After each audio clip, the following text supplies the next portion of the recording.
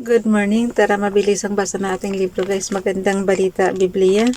28 December 2024. Nandito tayo sa aklat ng Roma chapter 2.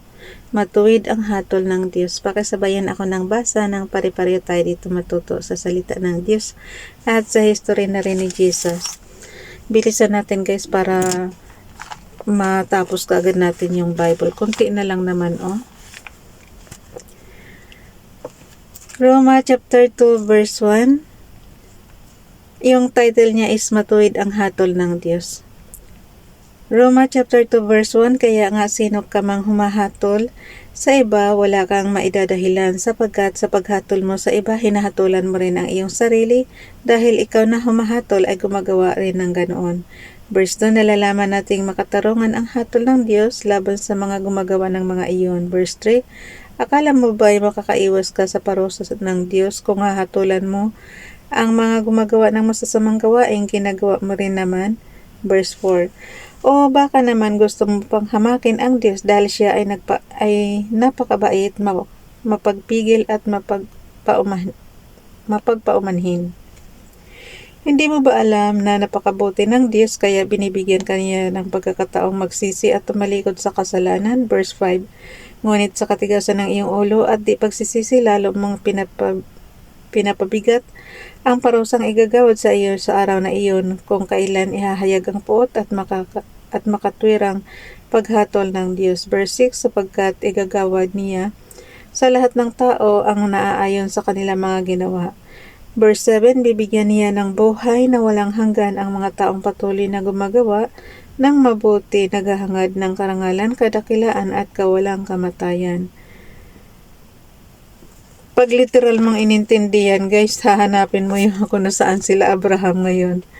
Kasi sabi, walang kamatayan, ibig sabihin hindi mamamatay. Pero di ba namatay nga sila?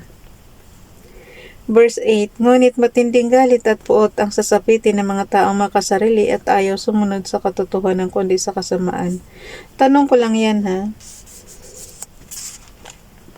Kasi kung kawalang kamatayan guys, edi ibig sabihin maraming tao tayo ngayon. Kasi yung mga panahon nila Jesus, panahon nila Abraham, panahon nila Adam and Eve, diba?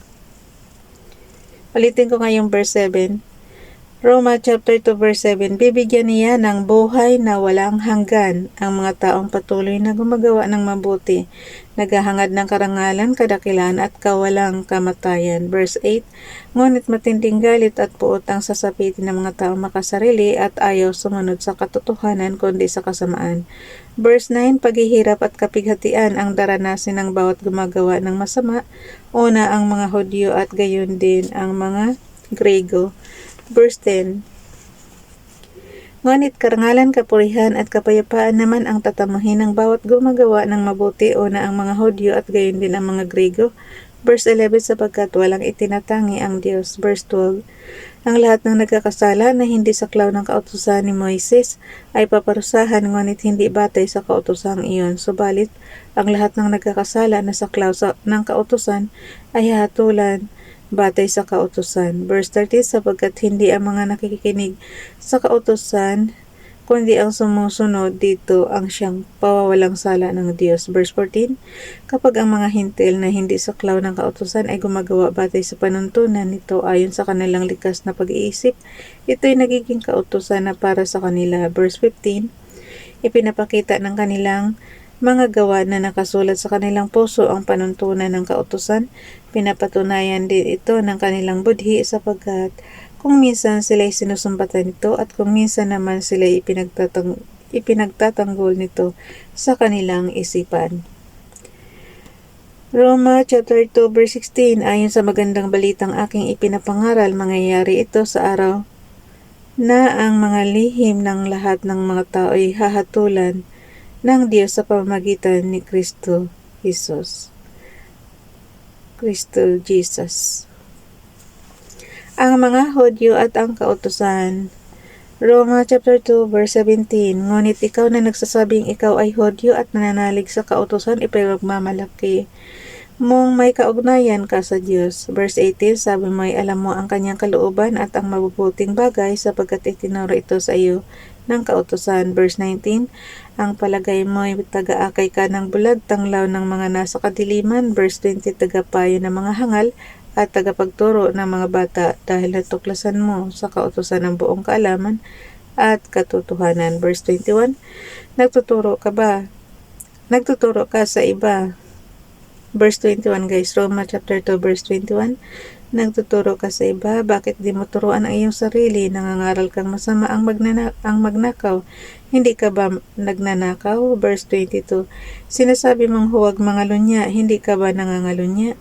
Nasusuklam ka sa mga Diyos-Diyusan, ngunit pumapasok ka sa mga templo nito makapagnakaw lamang.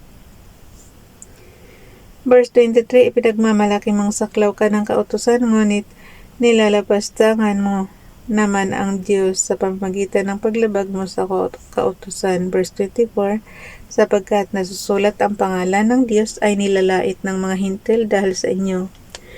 Verse 25, mahalaga lamang ang iyong pagiging tuli kung tumutupad ka sa kautusan, subalit kung lumalabag ka sa kautusan para ka ring hindi tinuli.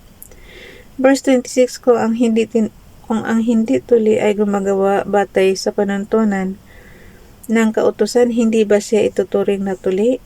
Verse 27, kaya ikaw na Hudyong nasa ilalim ng kautusan, ngunit hindi naman tumutupad ay hatulan ng mga hindi tuling tumutupad sa kautusang iyan.